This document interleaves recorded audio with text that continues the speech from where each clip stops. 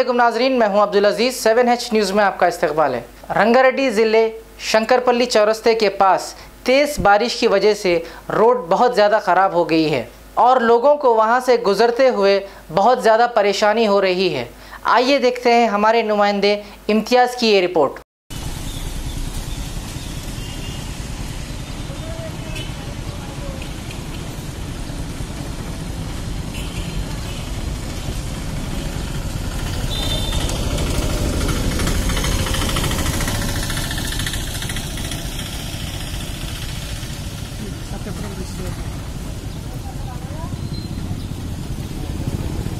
संगारेड्डी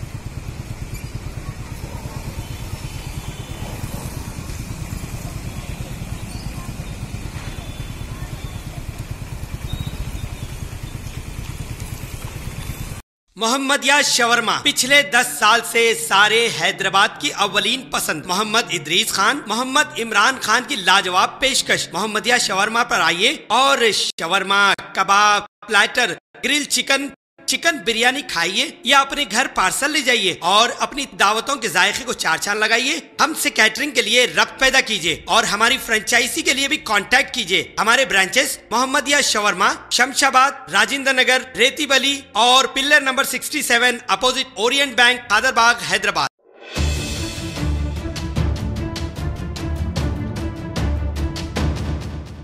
खबर है शहर की, खबर है गाँव की, खबर है सारी दुनिया की। 7H न्यूज़ पसंद आए तो लाइक कीजिए, शेयर कीजिए और सब्सक्राइब करना ना भूलें। 7H news.